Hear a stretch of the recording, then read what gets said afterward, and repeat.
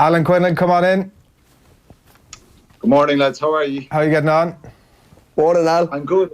I'm not happy to see Stephen Hunt. He threw me into the sea the last time I was with him in Ireland's fittest family. I was coming in yesterday by ferry, and I've just seen the docks where I was weighing it up for 10 minutes on this little dinghy. Can I rugby tackle this fella into the sea? And it took me. He did. And I knew myself I wasn't going to get him in with just a little small rugby. How was my technique on the tackle actually? Just for good, excellent. Good. I got him in It does sound like Peter Stringer and John Lomu here, by the way. It literally felt that way. But I knew I had to go into the sea with him to get him in because I didn't have enough power. So we had a little swim. I actually regret it because he's. In our pockets anyway. That was the most important thing. Yeah, he's a good man. We've just been chatting to Owen, who's in Fukuoka, obviously ahead of the game. He's been down at the stadium. I don't know if you've seen any of these shots or if you've been down there, but the pitch. I was there. Yeah, go on, tell us about the pitch. It's horrendous.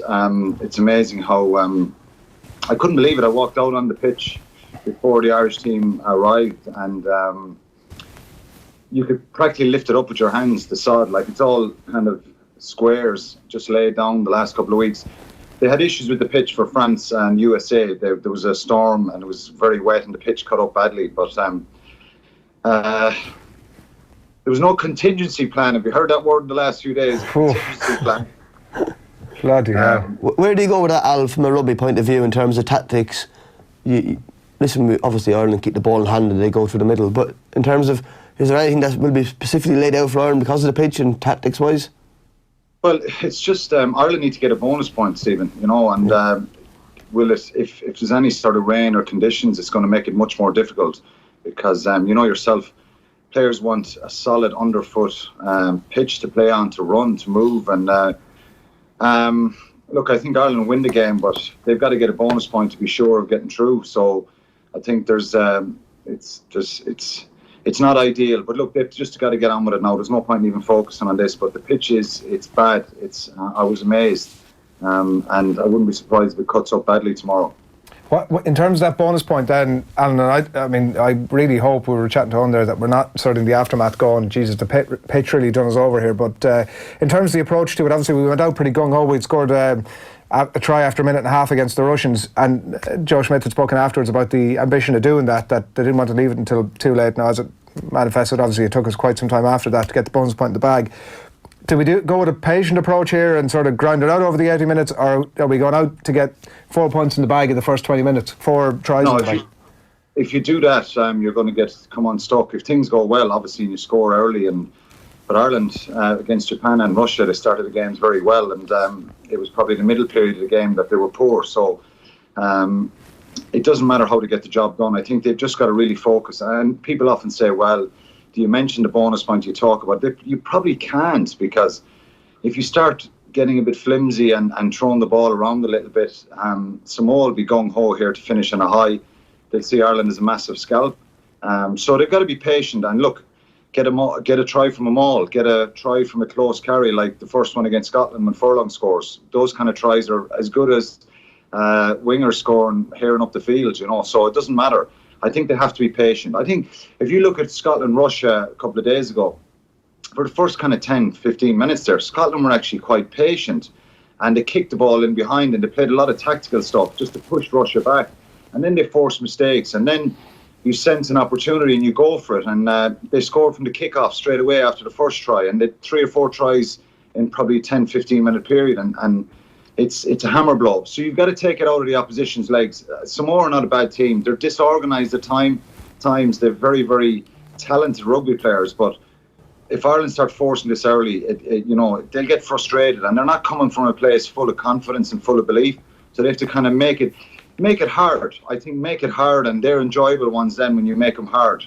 Yeah, for comparison, Samoa are 15th in the world rankings, whatever that means. Russia 20th, so maybe gives people a bit of a sense of sort of the quality, the level we're dealing with here.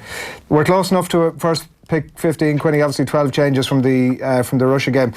Talk to us a little bit about Robbie Henshaw, because there's a huge amount been spoken about the impact and the energy that this guy can bring to it. But at the same time, it's his 3rd test, if I'm right, since June 2018. Are we expecting too much from him? No, but he's someone who does the basics very well. So he's done it before and come back for Leinster and for Ireland. where he's been out injured for a while. So he's a superb player, and he's a real athlete, someone who can, really bring energy and accuracy and aggression and enthusiasm, and that's exactly what they need. So he'd be really chomping at the bit to try and make an impression, and so for him to do the basics well. But I thought he was superb in the last Wales game, the World Cup warm-up game, and himself and Bundy Aki were probably the two starters before he got injured, and then Gary Ringrose came in and was superb against Scotland. So, and Chris Farrell, of course, came on for Bundy Aki. So there's a lot of depth there, but I just think Henshaw will be chomping at the bit. He probably won't play the full game, but you get 50, 60 minutes of aggression and good carries out of him. It'll be a big positive for Ireland. Is it the same with Sexton in an ideal world? 50 minutes, 60 minutes, have a few tries on the board and get him out of there? Is that what you're thinking?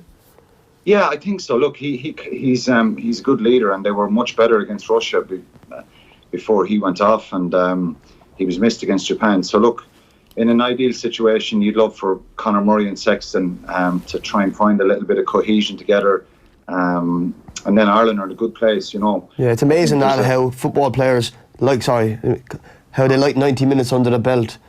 Like Sexton probably hasn't played a full game in a long time, but they're obviously managing them to try and come good. I know Rugby take a lot of hits and stuff like that, but from a playing point of view, I'd always like to play the full game, but he hasn't managed to do that. And what's your feeling on Sexton for the tournament?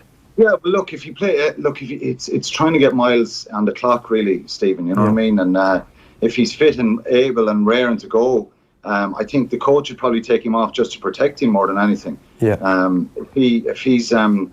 If he's clicking and Ireland are in a good place after 50 minutes, there's no need to keep him out there. Keep him there for 55, 60, get him off. Joey Carberry needs minutes as well, So they're two quality players, and we haven't seen a lot of them in the last 8 or 9 months. So hopefully, if when they play well, Ireland play well. So they're leaders and they're very talented. So hopefully they can get a run tomorrow. And it's not going to be easy, I think. I'm nervous about this game because I'm staying in the same hotel as Samoa, and I was chatting to a few of them, and they're confident about really taking it to Ireland. Yeah, hopefully that confidence is nice and brittle, and we rattle them early and put them back in the back foot. What are you looking for from that back row, Quinny? Like Tyke Byrne, in some ways it looked like a game that was absolutely cut out for Rhys Ruddock, and it seems like there's some sort of a management of, not quite injury, but managing his game minutes as well. But Tyke Byrne at blindside particularly, your thoughts? Look, it's an opportunity for him. He brings real, I think he brings pace and a real dynamism, and he did well himself, and Ruddock played very well against Russia. They made a lot of carries and they were dynamic carries. So I think it's an opportunity. He's a good line-out forward as well, and he's good at the breakdown. So Peter O'Mahony hasn't kind of hit the heights that we know he can. He's a very experienced, top-quality player, and you'd imagine he still probably starts in a quarter-final next week. But Rhys or Tyke Byrne, if he goes really, really well, he's going to put a bit of pressure on there. Yeah, and another start for CJ Stander as well, so we'll see how that pans out. I know you spoke about the cancellations when we were on with the lads. I think yesterday it was. I almost said there's not much sign of the tornado, hurricane, typhoon. Hurricane. I was getting there. Not much sign of it. Not much sign of it yet. No, it's getting a little bit windy here in Fukuoka, and but thankfully we're going to miss it. It's just a shame. Look, nothing you can do. We spoke about it yesterday. No contingency plan, even though they said there was one. It's just a shame the games have been called up. I think Ireland, first and foremost, they just have to get that bonus point win. Take everything else out of the equation and just get into a quarter final. Even in your voice, Al, I can hear nervous. I'm a little bit nervous. Yeah, I'm a little bit nervous, Stephen. Look, they haven't played as well as we know they can, but hopefully they seem in really good spirits today at the captain's run. So, I know sometimes you can say they're faking it, different sporting teams, but they seem to be in a good place, and the 9 days has done them the world of good, hopefully. Good stuff. He's nervous because he's a one-man media machine and he's got other commitments. He's doing great, to be fair to him. Good man. Take it easy. Cheers, boys. Thanks. Talk to you in the aftermath. Alan Quinlan there.